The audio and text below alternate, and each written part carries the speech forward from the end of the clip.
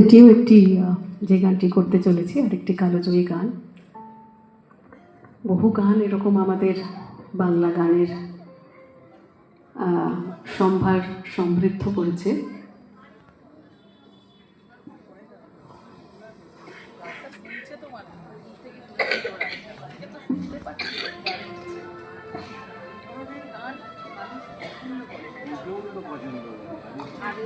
গানটি সুরকার হিমাংশু দত্ত এবং কথা শৈলেন রায়।